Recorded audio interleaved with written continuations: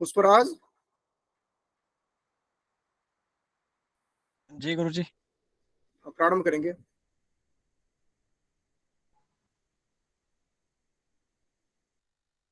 सर्वेभ्यो नमो नमः। शुभ संध्या।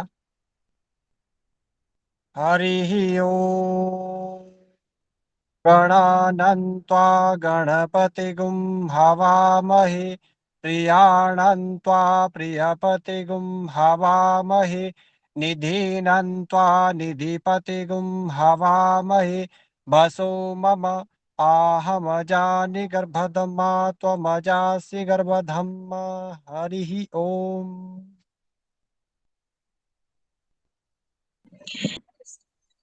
सभी को सादर वंदन, शुभ संध्या।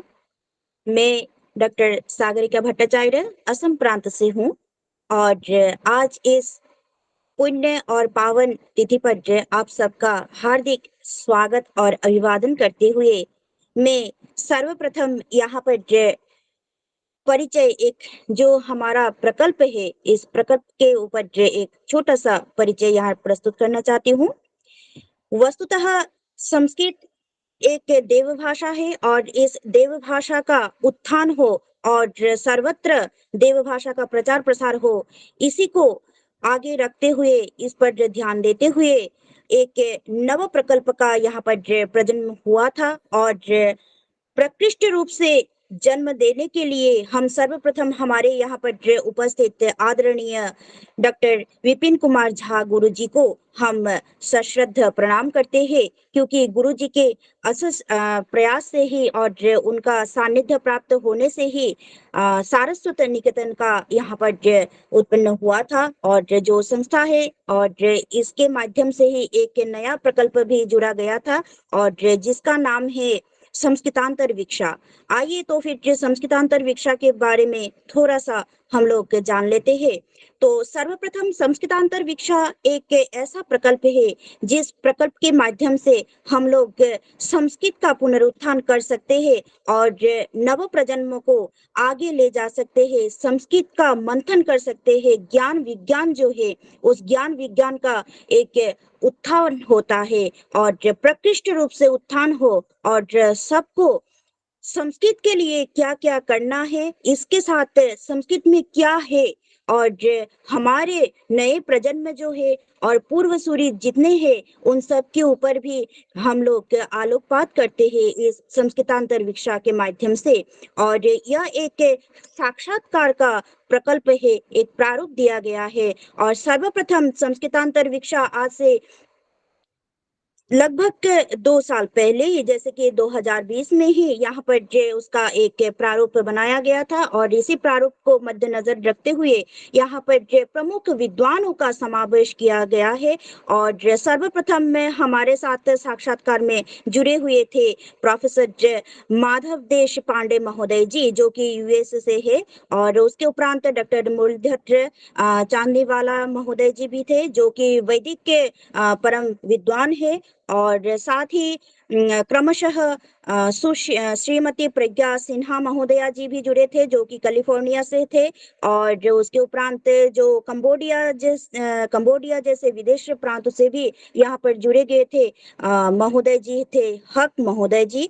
और उसके उपरांत भारत वर्ष से हमारे परम श्रद्धेय डॉक्टर गीता शुक्ला महोदया जी भी उपस्थित रह चुके हैं, साथ ही प्रोफेसर शालिनी वर्मा महोदया जी भी। और आज हम अत्यंत हर्ष के साथ घोषित करना चाहते हैं कि हमारे साथ यहाँ पर उपस्थित है डॉक्टर नवलता महोदया जी, जो कि हमारा परम सौभाग्य है। और इसी के साथ हम आगे बढ़ते हैं।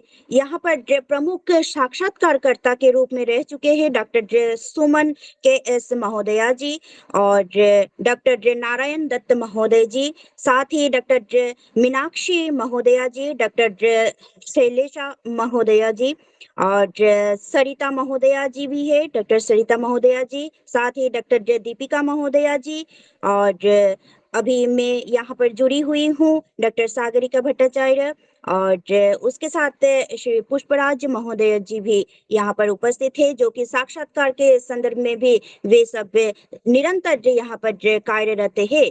और इसके साथ में और एक बात कहना चाहती हूँ कि हम सब आदरणीय परम श्रद्धास्पद माननीय गुरुजन जो है, जो यहाँ पर जो उपस्थित है, डॉक्टर विपिन कुमार झा महोदया जी, विपिन कुमार झा महोदय जी के सानिध्य में रहते हुए हम लोग उनके छत्र छाया में मार्गदर्शन के रूप में डॉक्टर सरिता श्रीवास्तव जी रह चुके हैं, और मुख्य संयोजिका के रूप में डॉक्टर दीपिका दीक्षित जी है। साथ ही संयोजक के रूप में राज्यशः यहाँ पर श्री पुष्पराज शर्मा महोदय जी, जो हिमाचल प्रदेश से है, और सुश्री मैं यहाँ पर डॉक्टर सागरिका भट्टाचार्य, और साथ ही हमारे साथ पी गौरी महोदया जी भी है। और तकनीकी विशेष जो संयोजन होता है वो है उसमें परम निरंतर यहाँ पर कार्यरत है श्री राहुल काश्यप महोदय जी और श्री मनीष कुमार मिश्र महोदय जी।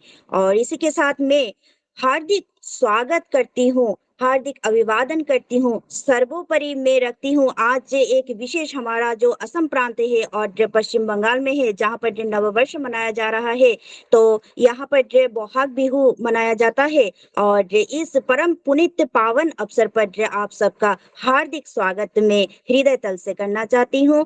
और वैसाखी के उपलक्ष्य पर भी मैं बहुत बहुत साधुवाद ज्ञापन करती हूँ। इसी के साथ आप सबका हार्दिक हार्दिक स्वागत है। विशेष रूप से साक्षात्कार के रूप में जो परम वैदुष्यता पूर्ण निष्णाता, एक ज्ञान निष्णाता के रूप में यहाँ पर विराजमान है, हम सबके श्रद्धास्पदा माननीय डॉक्टर नवलता महोदया जी, आपका हार्दिक हार्दिक स्वागत है, अभिवादन है, अभिनंदन है। ओम नमो नमः।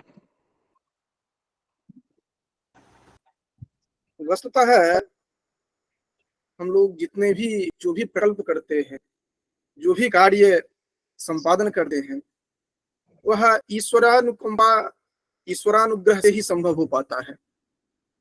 महाकवि रसखान है, उन्होंने एक बहुत अच्छी भक्तिमय पदावली का प्रयोग किया है।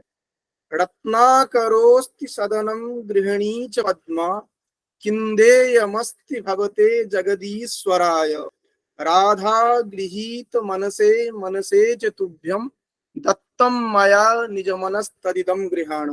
भगवान कृष्ण जो है, भगवान विष्णु जो है, उन्हें हम क्या दे सकते हैं? तो कहते हैं जो कि सब कुछ तो आपके पास है, लेकिन मन जो है वह राधा जी ने आपका हरण कर लिया है।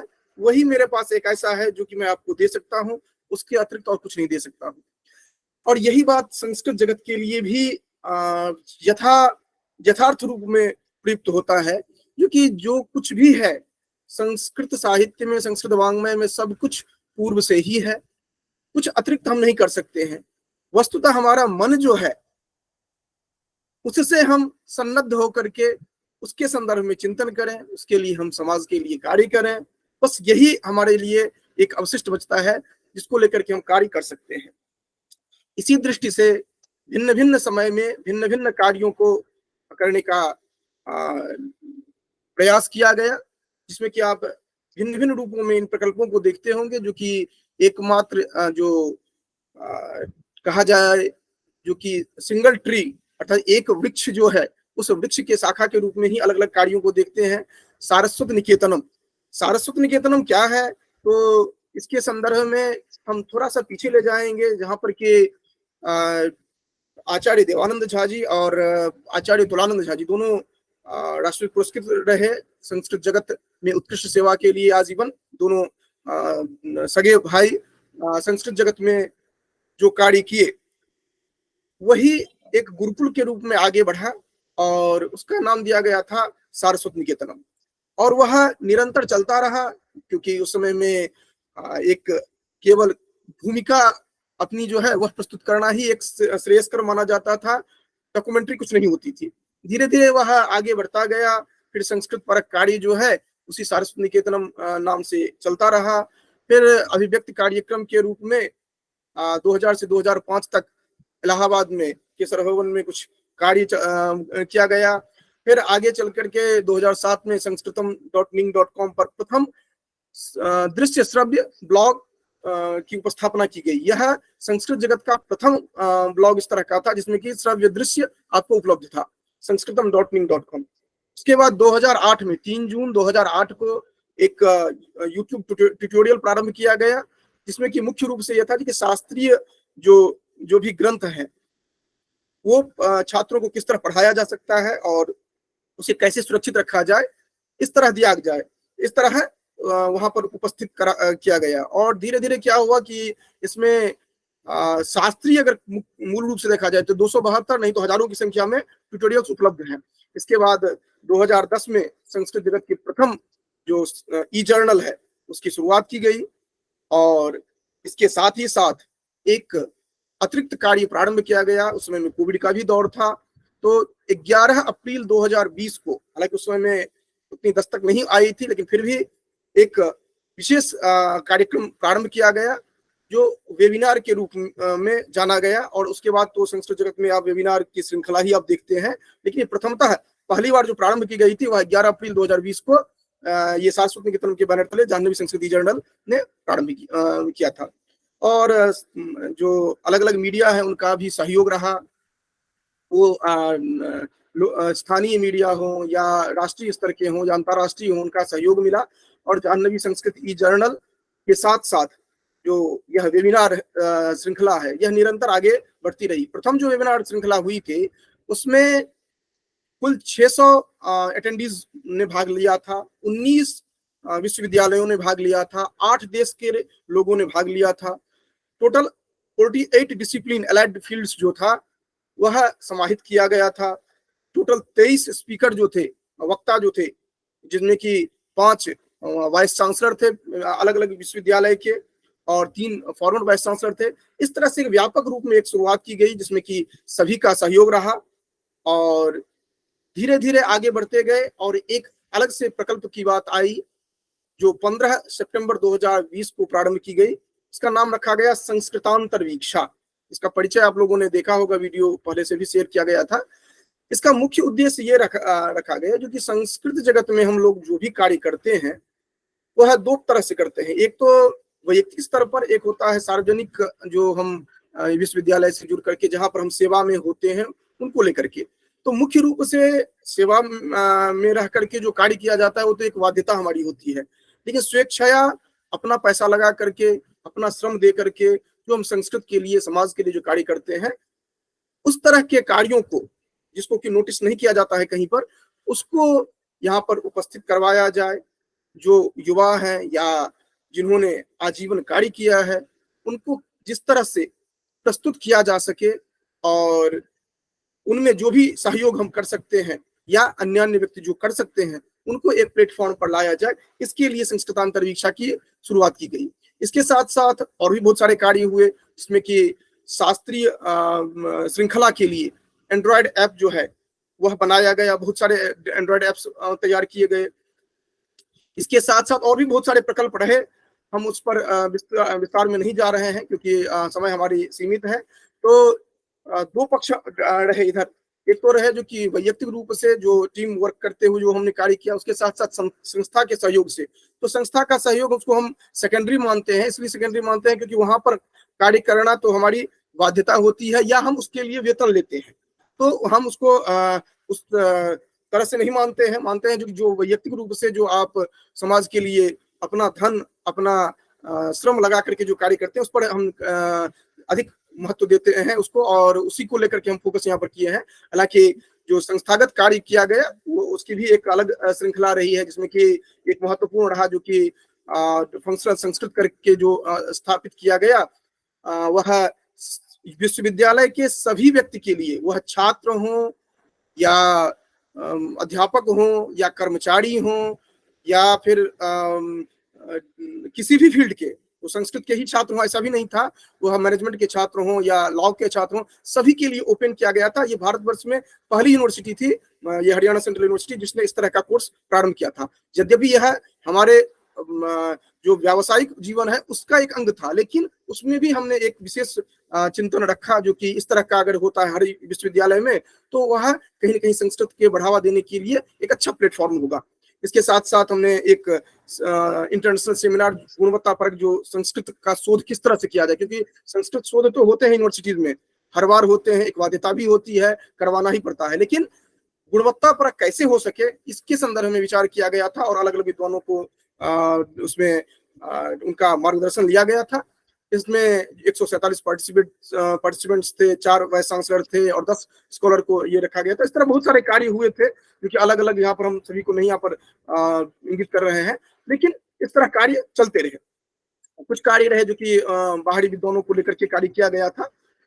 इसके साथ साथ कुछ अलग अलग इंस्टीट्यूशंस जैसे संस्कृत भारती, अलग अलग विश्वविद्यालय, उन सबको जोड़ करके कार्य किया गया था। अब अभी जिस संस्था से संबद्ध हूँ वहां पर भी प्रयास यही रहता है कि संस्कृत के लिए जितना बेहतर तरीके से कार्य हो सके वह किया जाए। जैसे कि अलग अलग जो यूजीसी केयर्ड जर्नल थे उनको एक प्लेटफॉर्म पर लाया गया केंद्रीय संस्कृत विश्वविद्यालय में, जो आप वेबसाइट देखेंगे csu.co.in/publications जो है, इसके माध्यम से देखेंगे जो टोटल 40 जर्नल्स हैं वहां पर, और जिसमें कि 14 यूजीसी केयर्ड जर्नल हैं जो आपको एक बैनर तले आपको मिल जाएगा। पहले था अलग अलग कैंपस से करवाते थे, इस साल से कर दिया गया जो नहीं, सभी को एक ही विंडोज से ऑपरेट किया जा सके, इस तरह किया गया। और भी बहुत सारे उपक्रम जहां भी हैं, जिस तरह से हम योगदान दे सकते हैं उस तरह से प्रयास किया जाता रहा है। हम आज संस्कृतांतर दीक्षा की द्वितीय श्रृंखला में, प्रथम श्रृंखला प्रारंभ हुई थी 2020 में, द्वितीय श्रृंखला हमने प्रारंभ किया था 2023 में। मध्य में बहुत सारे विद्वान हुए जिनकी चर्चा सागरिका ने अभी प्रस्तुत किया है, उस पर हम नहीं जा रहे हैं दोबारा। इसमें द्वितीय श्रृंखला जो प्रारंभ हुई थी उसमें गीता शुक्ला जी, प्रोफेसर शालिनी वर्मा जी रही। इसी क्रम में चिर परिचित, कोई भी आप में से इस तरह के नहीं होंगे जो इनसे परिचित नहीं होंगे, नवलता महोदया है जिन्होंने हर क्षेत्र में कार्य किया है। मैंने इनका विवरण पहले भी देखा था और ऑफिशियली जब मेरे पास इनका सीवी आया तो भी मैंने उसमें देखा, क्योंकि इन्होंने हर क्षेत्र में कार्य किया, अलग अलग संस्थानों से संबद्ध होकर के कार्य किया।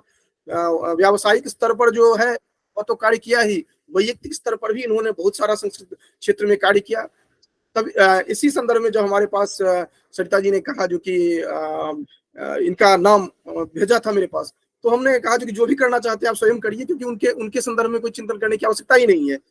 तो आज हम उनके समक्ष हैं और आज हम जानना चाहेंगे इनसे जो कि संस्कृत क्षेत्र में इन्होंने जो जो कार्य किया है, जिसके लिए इन्होंने प्रेरित किया है लोगों को, यह सभी जानना चाहेंगे।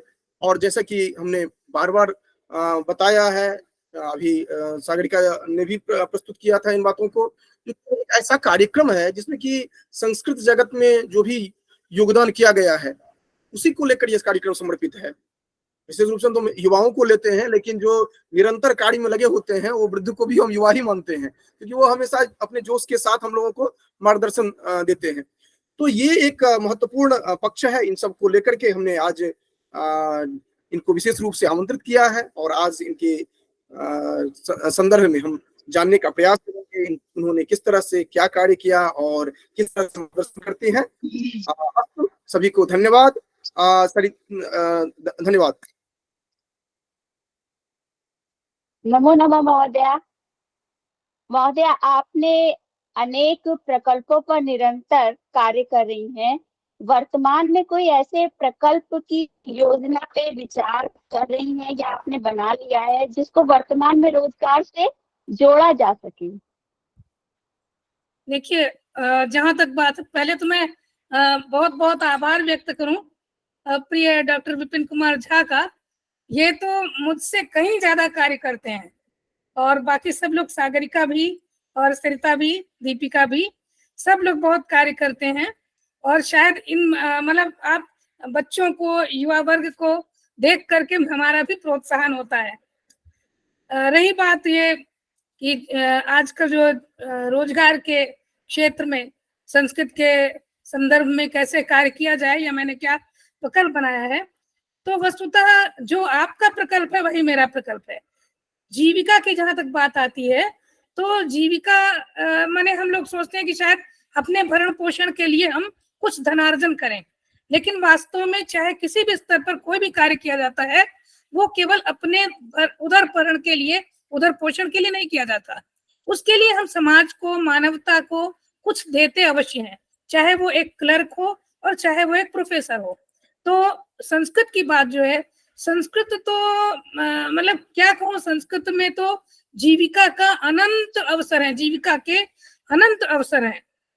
जैसे कि अभी जो प्रकल्प की बात है, संभाषण शिविर चल रहे हैं। संभाषण का केवल प्रयोजन इतना मात्र नहीं है कि उससे संभाषण करना सीख जाएं, 4 अक्षर संस्कृत बोलना लोग सीख जाएं।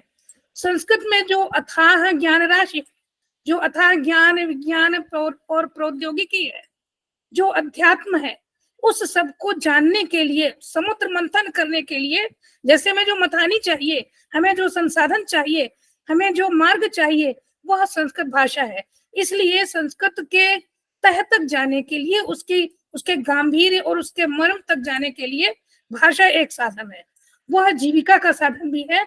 आप जानते हैं कि अभी मैं अकेले तो जो कर रही हूँ, अकेले कुछ नहीं कर रही हूँ समाज के माध्यम से, किंतु जिन संस्थाओं के माध्यम से कर रही हूँ, विशेष रूप से इस समय उत्तर प्रदेश संस्कृत संस्थान के माध्यम से कुछ कार्य करने का अवसर गत वर्षों में मिला।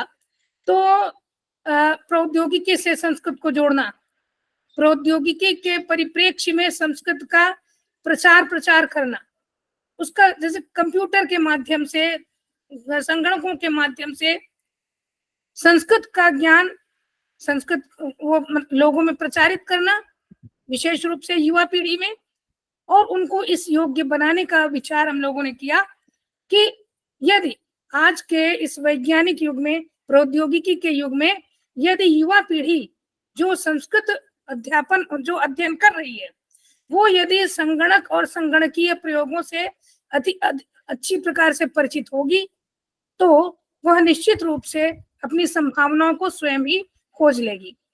तो इसी प्रकार के कुछ कार्य चल रहे हैं।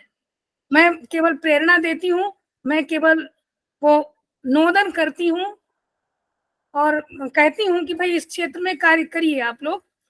अब व्यक्तिगत रूप से मैं नहीं कर पाती, लेकिन मैं कहती अवश्य हूँ, और जहां तक हो सकता है मैं इस प्रकार से रोजगार के प्रति युवाओं को प्रेरित करती हूँ।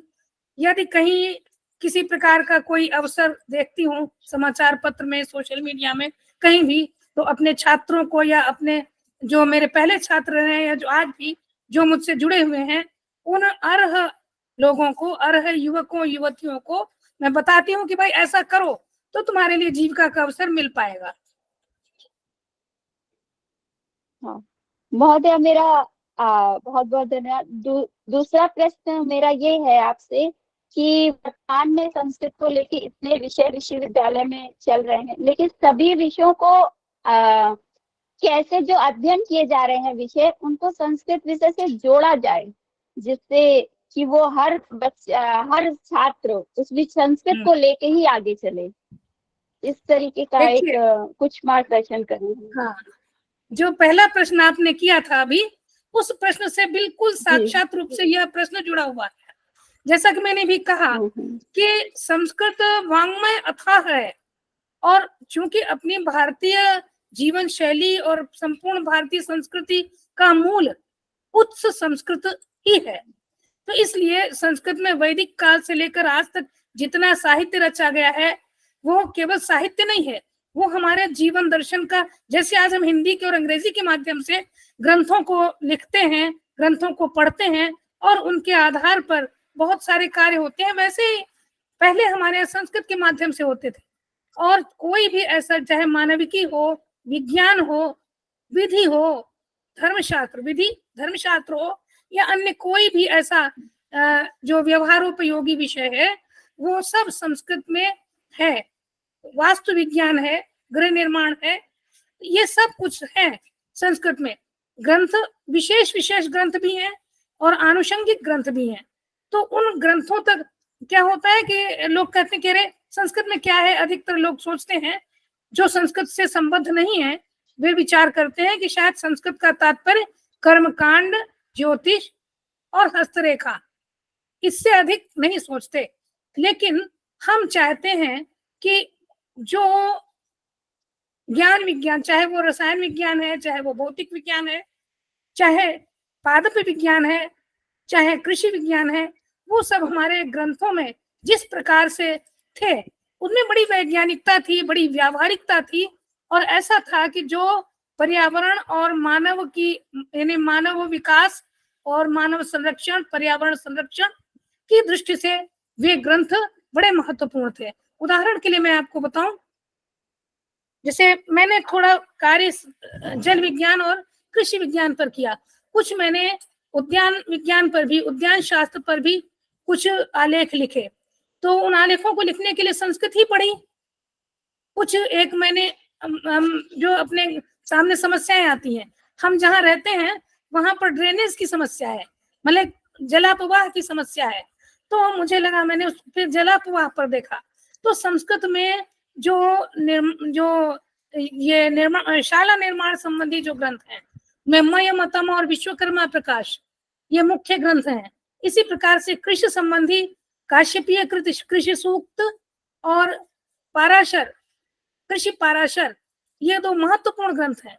इसके अतिरिक्त अग्नि पुराण में, बृहत संहिता में, अन्यत्र जाने कितना अनेक अनेक उन सारे विषयों का बड़ा वैज्ञानिक चित्रण, चिंतन और अनुचिंतन है, जो आज हम अपने समाज में, अपने पूरे मानवता के विकास के लिए आवश्यक समझते हैं।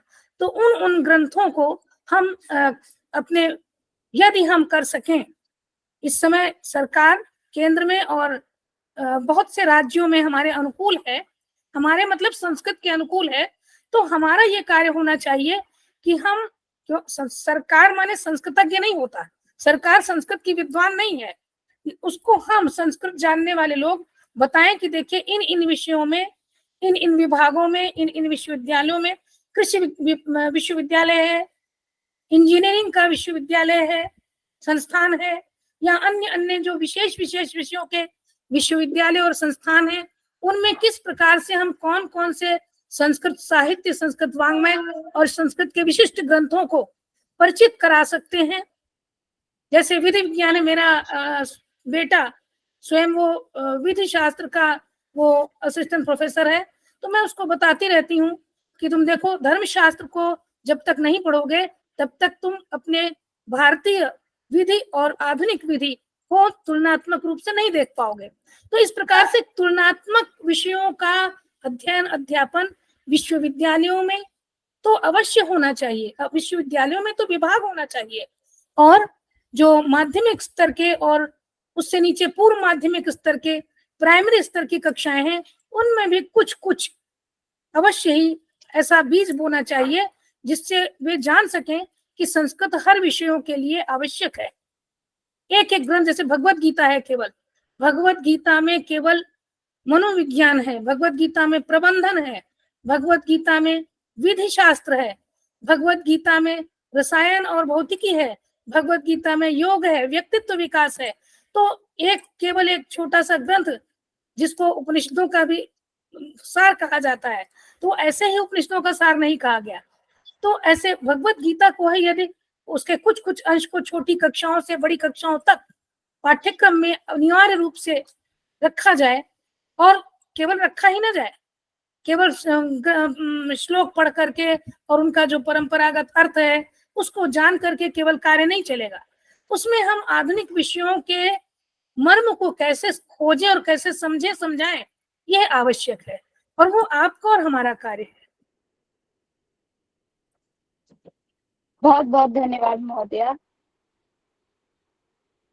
चर्चा की कोई सीमा नहीं है, लेकिन हम समय की सीमा को देखते हुए हमको अपने विषय का उपस्थापन करना है। गुरु माँ के चरणों में मेरा सादर नमन। आपकी अध्ययन यात्रा को सुनकर कौतुकतावसात कुछ प्रश्न मुखरित होते हैं महोदया जी। आपने बहुशः प्रमुख प्रशासनिक दायित्वों का निर्वहन किया है।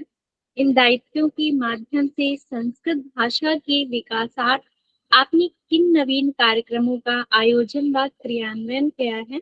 आपकी इस यात्रा को हम सभी शाब्दिक रूप से स्वागत करना चाहते हैं। कृपया आप इसका जिक्र। देखिए, मैं मूलतः तो शिक्षक ही हूँ, शिक्षिका हूँ, और मेरी जो शिक्षण की यात्रा अनौपचारिक रूप से तो बहुत पहले, जब मैं शायद 20 वर्ष की रही होंगी, तब से ही आरंभ हुई। और अनौपचारिक रूप से भी मैंने संस्कृत को पढ़ाया, औपचारिक रूप से भी इंटर विद्यालय में भी पढ़ाया, और फिर डिग्री कॉलेज, स्नातकोत्तर कॉलेज में पढ़ाया।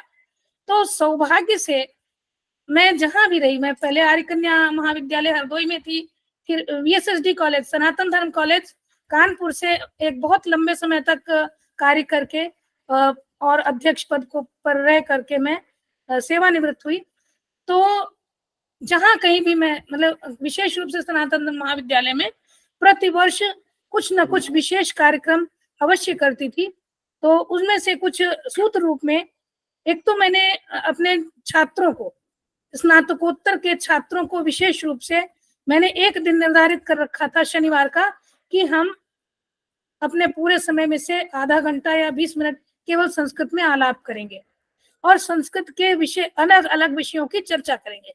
आपको यदि कुछ संस्कृत से इतर पूछना है तो पूछिए संस्कृत में, मतलब पाठ्यक्रम से इतर कुछ पूछना है तो पूछिए, और उस पर हम लोग चर्चा करेंगे। उसके अतिरिक्त प्रतिवर्ष हम आरंभ में ही, जुलाई में ही संभाषण शिविर, एक संभाषण वर्ग अवश्य लगाते थे। आवासीय नहीं होता था, 2 घंटा प्रतिदिन का अवश्य लगाते थे। उस समय जब संस्कृत भारती का उतना अधिक प्रचार नहीं था, तब भी तो वो संभाषण शिविर लगता था। संस्कृत संभाषण का कार्य करने वाली संस्था और व्यक्ति बहुत पहले से आ रहे हैं।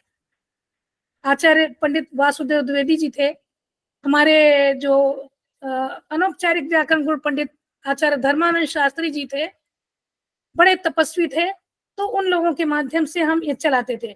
उसके अतिरिक्त जहां जहां भी देखते थे, उज्जैन में जो वेद विद्या प्रतिष्ठान है, महर्षि सांदीपनि राष्ट्रीय वेद विद्या प्रतिष्ठान, वहां से वैदिक कक्षाओं का 100 वैदिक कक्षाओं का मैंने लिया कार्यक्रम, और 100 वैदिक कक्षाओं को अलग अलग विद्वानों को, विशिष्ट विद्वानों को, जो अधिकारी विद्वान थे, ऐसे विद्वानों को बुला बुला करके छात्रों को उन विषयों से परिचित कराते रहे। उसके अतिरिक्त प्रतिवर्ष कुछ कुछ विशिष्ट व्याख्यानों को करवाते थे। विज्ञान प्रदर्शनी करवाई अनेक वर्ष।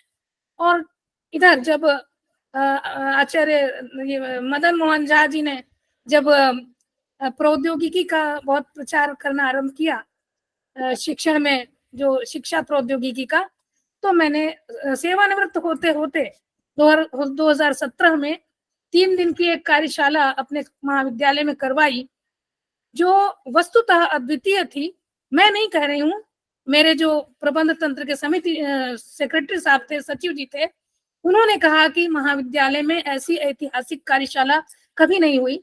उसमें उद्घाटन के लिए आदरणीय मुरली मनोहर जोशी जी आए थे, और 3 दिन तक आवासीय कार्य, जो लोग उसमें गए थे, जो प्रतिभागी गए थे, करीब 150 प्रतिभागी, वहां रह करके अपने लैपटॉप ले करके, और वो रात में चार्ज करते थे, होमवर्क करते थे, और दिन में वो पूरा दिन कार्य करते थे।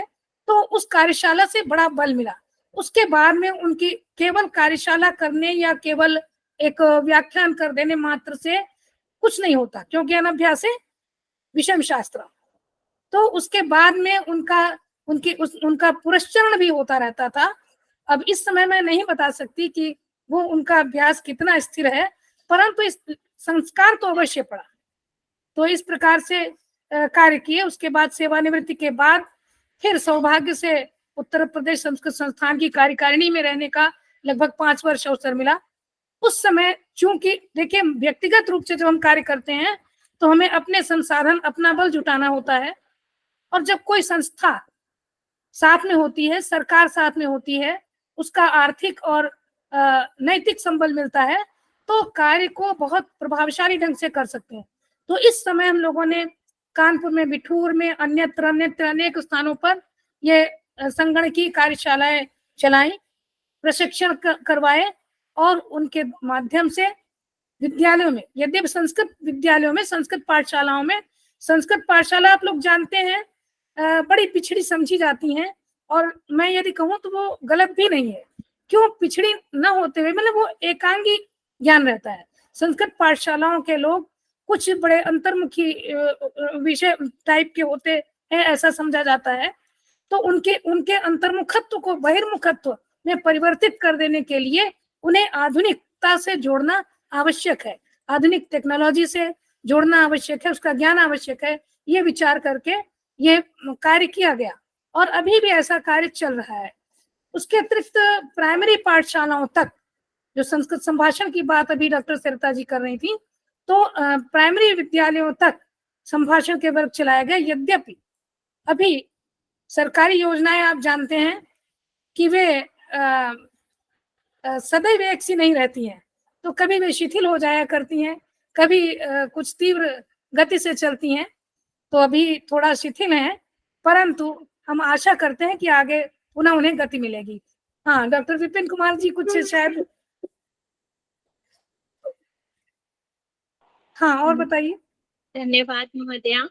अपनी एक और जिज्ञासा का मैं प्रश्न करना चाहूंगी। जैसा कि भी आपने बताया कि जो कानपुर में त्रिदिवसीय कार्यशाला का आयोजन किया था, मुझे भी उसमें प्रतिभाग करने का अवसर प्राप्त हुआ और बहुत कुछ सीखने को भी मिला था आप गुरुजनों के द्वारा। और ये प्रश्न की ओर मैं उन्मुख होती हुई, महोदया जी, आपने अनेकानेक औपचारिक व अनौपचारिक जो संभाषण शिविरों में विविध रूपों में कार्य किया है और बहुत सारे शासनिक जो दायित्व हैं उनका भी निर्वहन किया है। इन सब चलते हुए आपने व्यक्तिगत रूप से किन किन कार्यों का आयोजन किया है, उनको आप कृपया हम सभी के सामने मार्गदर्शित कीजिए।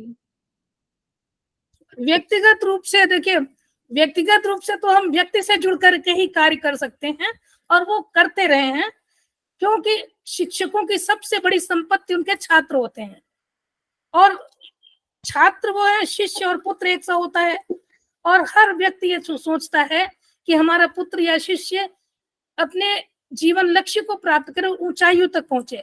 तो व्यक्तिगत स्तर पर मैं जो भी अगर दीपिका और सरिता, यदि दीपिका मुझसे अभी नहीं जुड़ी हैं साक्षात, सरिता अभी भी जुड़ी हैं, और बहुत सारे मेरे जो शिष्य, बहुत सारे शिष्य से भिन्न भी जो लोग मुझसे जुड़े हैं, तो वो जानते हैं कि मैं व्यक्तिगत रूप से ये सोचती हूँ कि किसी को भी संस्कृत विषय संबंधी किसी भी प्रकार की समस्या हो, तो यदि मैं जानती होंगी तो उस समस्या का समाधान करूंगी, करने का प्रयास करती हूँ, और यदि नहीं जानती हूँ तो उसका समाधान खोजने का प्रयास करती हूँ, चाहे वो संस्कृत ज्ञान से, संस्कृत शिक्षण से, संस्कृत अध्ययन से जुड़ी हुई हो, अथवा उनकी संस्कृत संबंधी कुछ व्यक्तिगत, पारिवारिक, आर्थिक इस प्रकार की समस्याएं भी हो, तो उस प्रकार से व्यक्तिगत स्तर पर मैं कार्य करती हूँ।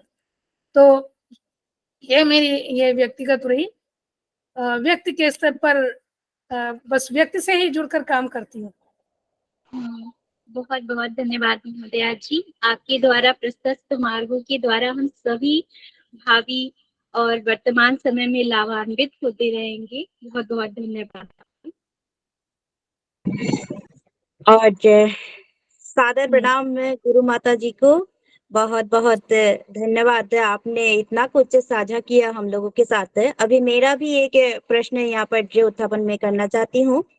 महोदया जी, आपने कैसे अपने व्यक्तिगत जीवन को संभालते हुए सामाजिक कार्य में भी अपना समय दिया, और इसके लिए मैं जानना चाहती हूँ कि आपने नियमानुवर्तिता और समयानुवर्तिता में से किसको सर्वोपरि माना है? क्योंकि ये बहुत एक प्रमुख प्रश्न होता है कि हम किस दायित्व को पालन करते हुए सर्वप्रथम किसको प्राधान्यता दे।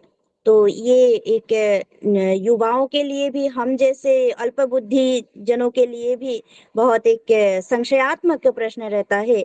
तो इसका निवारण अगर आप करें तो बहुत बहुत उपकृत होंगे। नमस्ते। ये बहुत अच्छा प्रश्न किया आपने, और यह प्रश्न बहुत से लोग मुझसे कर चुके हैं। उसके लिए मैं पहले तो आपको अपने जीवन की पृष्ठभूमि में थोड़ा सा ले चलती हूँ। मैं एक बिल्कुल साधारण परिवार की बालिका थी। शिक्षा में मेरे मतलब एक तरह से समझ लीजिए विपन्न, संपन्न नहीं थी, अति विपन्न भी नहीं थी, लेकिन विपन्न परिवार की। परंतु मेरे माता पिता शिक्षा के लिए बिल्कुल अत्यंत व्यग्र थे, और मेरा जो संस्कृत का संस्कार है वो मेरे पिता का ही दिया हुआ है।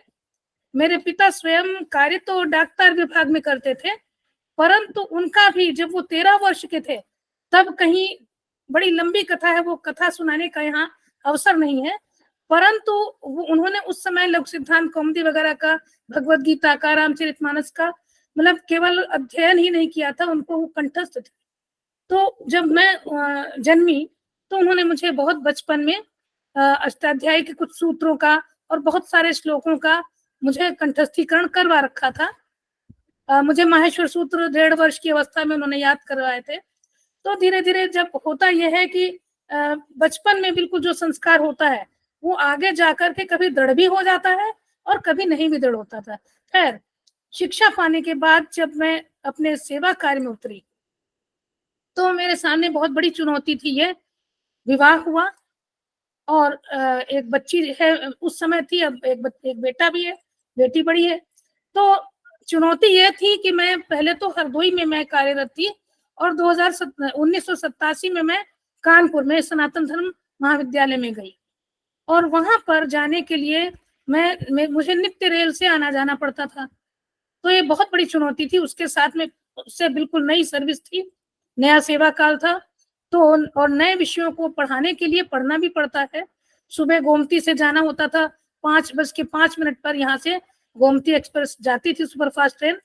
उसके पहले घर का काम करके, बच्चे को तैयार करके, मेरे पतिदेव महर्षि विद्या मंदिर में थे, उनको सौंप के, वो मतलब बड़ा संघर्षशील था समय।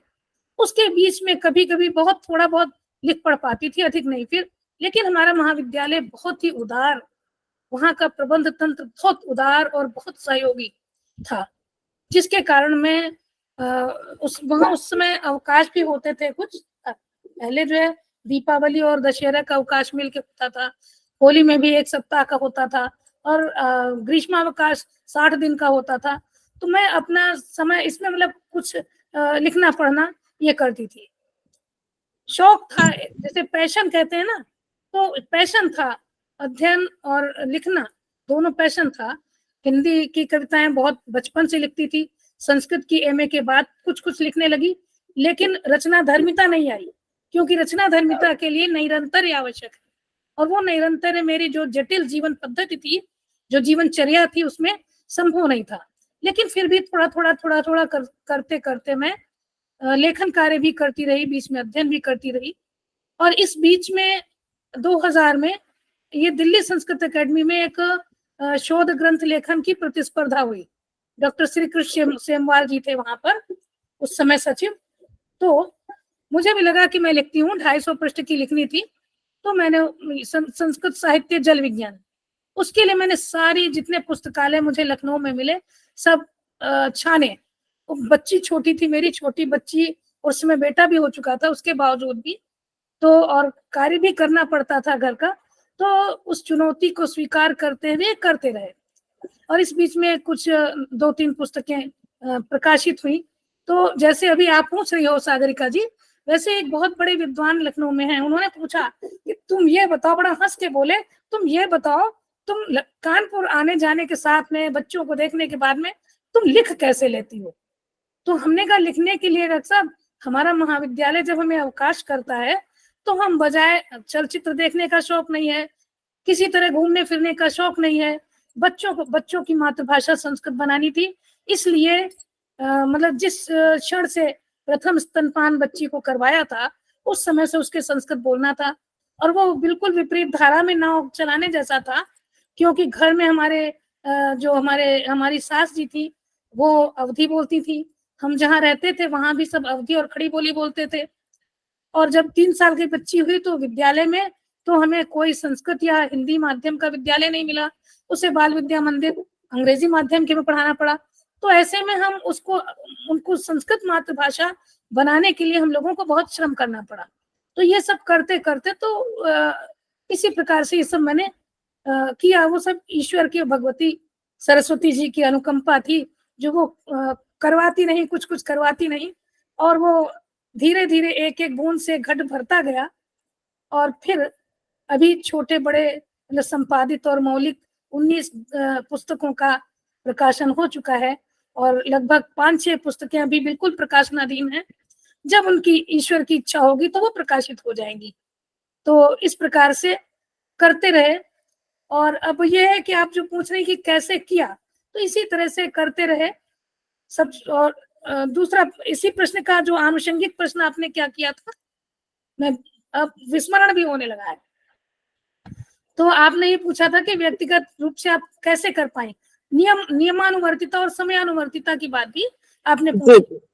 तो इस विषय में मेरा बिल्कुल स्पष्ट मत है कि दोनों एक ही सिक्के के दो पहलू हैं, एक ही सिक्के के दो पटल हैं। जहाँ नियम है वहां नियमानुवर्तिता है, वहां समयानुवर्तिता होगी, और जहाँ समयानुवर्तिता है वहां नियमानुवर्तिता होगी। क्योंकि युक्ताहार विहारस्य युक्त चेष्टस्य कर्म है ना, भगवान कहते ही हैं। तो ना तो कम हो और ना अधिक हो। समय कितना हमारे पास है, समय को मुट्ठी में बांधना आना चाहिए। कठिन नहीं है बिल्कुल भी, थोड़ी सी इच्छा शक्ति की आवश्यकता होती है केवल। अपनी इच्छा शक्ति को थोड़ा, इच्छा शक्ति को जिजीविषा बना ले और समय को अपनी मुट्ठी में बांध ले, तो नियम की अनुवर्तिता अपने आप हो जाएगी। तो इस प्रकार से ऐसे तो दोनों है, लेकिन दोनों में यदि आप पूछे कि कौन अधिक है, तो समयानुवर्तिता मेरे हिसाब से अधिक महत्वपूर्ण है। जी, बहुत बहुत धन्यवाद आदरणीय जी।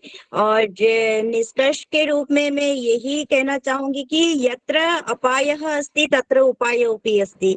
जहाँ पर हम लोगों के सामने समक्ष एक विपत्ति या फिर आपत्ति पर उत्पन्न हो जाती है, तो हम लोग अगर इच्छा शक्ति के बल पर उसको जीतना चाहेंगे तो अवश्य ही वो संपन्न हो जाता है। वहां पर कोई दुविधा की बात ही नहीं होती है। और जैसे अंतिम में जो मेरा यहाँ पर जो प्रश्न एक था कि समयानुवर्तिता या नियमानुवर्तिता कौन किस बात पर जो हम लोग ज्यादा जोर दे, तो फिर जो आपने निष्कर्ष के रूप में यहाँ पर जो उत्थापन किया कि समयानुवर्तिता, क्योंकि सही बात कहा, क्योंकि समय के हिसाब से ही अगर जो हम लोग चलेंगे तो फिर जो हम लोग समय को पकड़ सकते हैं। हालांकि ये हम लोगों को पता है कि समय को पकड़ना मुश्किल होती है, पर जो फिर भी अगर जो उसी हिसाब से हम लोग चलेंगे तो फिर जो 24 घंटा बहुत बहुत ज्यादा समय होता है।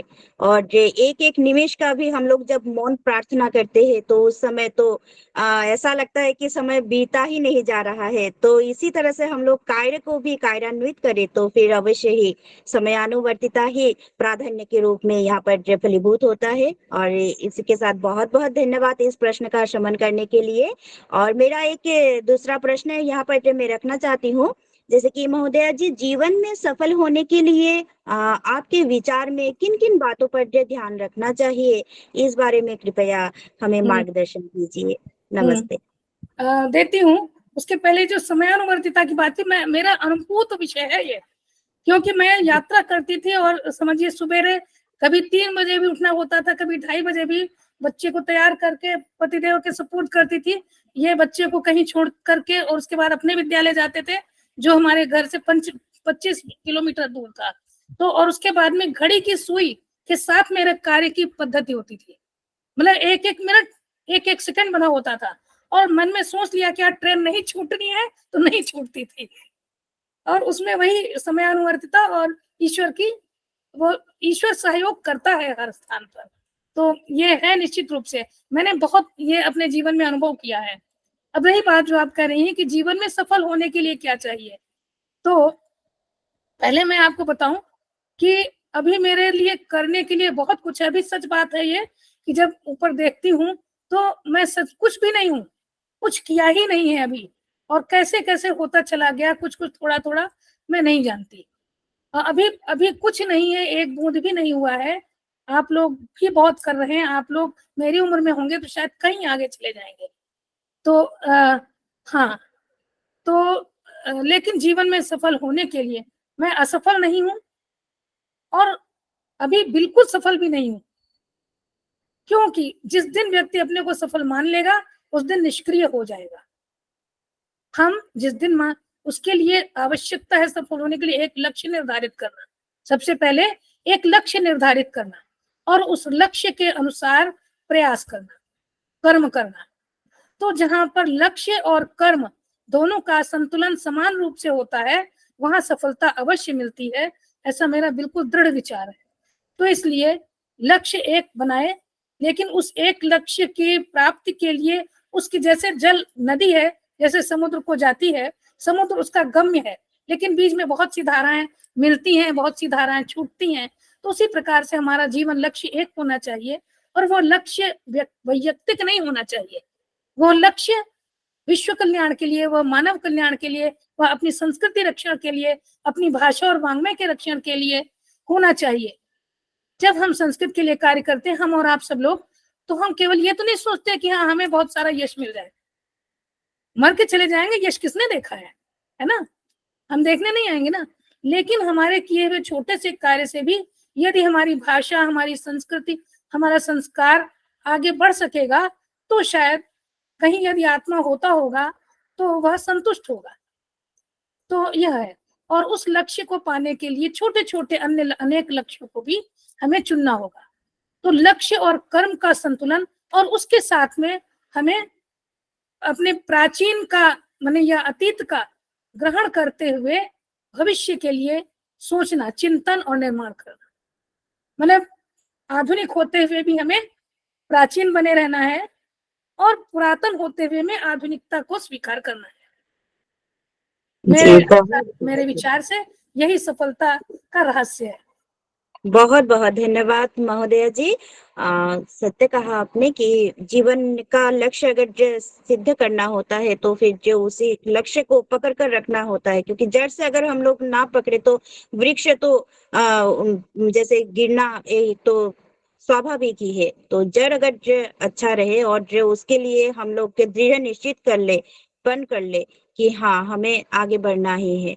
और आपने जैसे कि अपने जीवन दर्शन को यहाँ पर जो हम सब के सामने यहाँ पर उपस्थापन करते हुए जो एक निदर्शन, जो एक आदर्श पूर्ण जीवन का यहाँ पर जो प्रस्तुत किया है, उसके लिए तो हम लोग गदगद हो चुके हैं। बहुत लालायित थे आपसे ये सब जानने के लिए। बहुत बहुत धन्यवाद महोदया जी।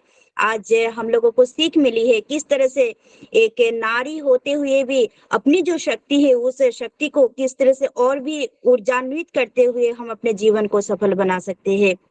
और इसी के साथ मैं आज धन्यवाद जो ज्ञापन का एक पर्याय रह चुका है यहाँ पर, इस धन्यवाद ज्ञापन को भी मैं यहाँ पर प्रस्तुत करना चाहती हूँ। सर्वोपरि मैं आज क्या कहूँ, एक मुखारविंद से जो भी हम लोगों को गीता जैसी जो ज्ञान है, गीता सार जो है, उस तरह का एक जीवन दर्शन जो यहाँ पर मिला है, इसके लिए सर्वप्रथम में हम सब के समक्ष उपस्थित आज हमारे महानुभाव, हमारे माता स्वरूपा जो यहाँ पर आदरणीय डॉक्टर नवलता महोदया जी उपस्थित हुए हैं, उनको मैं हार्दिक हार्दिक धन्यवाद ज्ञापन करना चाहती हूँ। हृदय तल से मैं प्रणाम करना चाहती हूँ। आपका सानिध्य इसी तरह से मिलते रहे और आशीर्वाद से हम लोग भी आगे चलने का प्रेरणा हम लोग को प्राप्त होता रहे, इसके लिए हम पुनः पुनः धन्यवाद ज्ञापन करना चाहते हैं।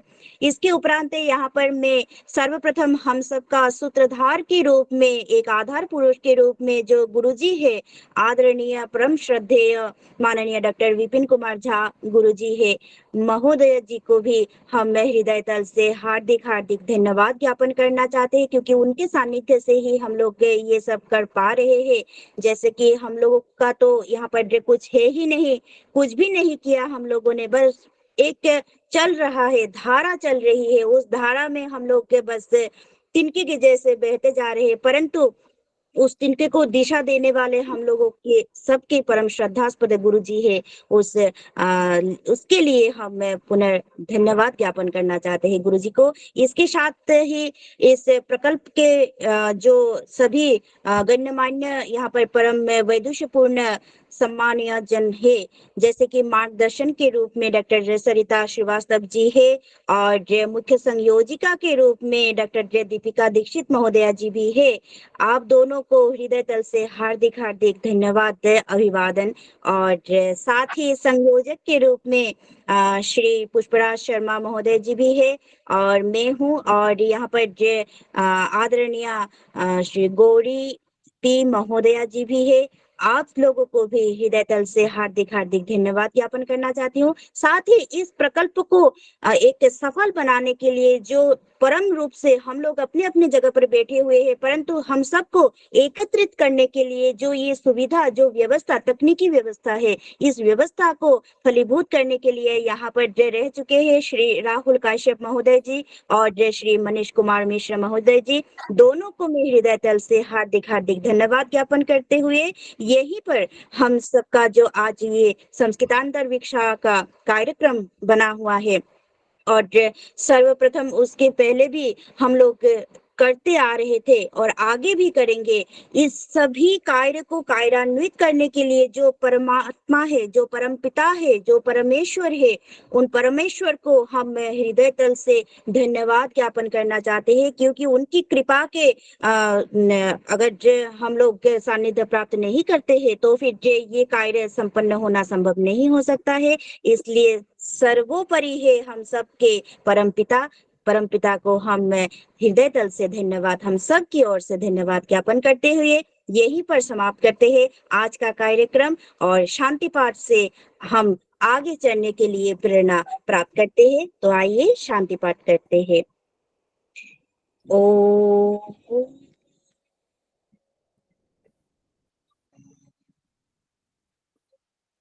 सर्वे भवन्तु सुखिनः, सर्वे सन्तु निरामयः, सर्वे भद्राणि पश्यन्तु, मा कश्चित् दुःखभाग् भवेत्। ॐ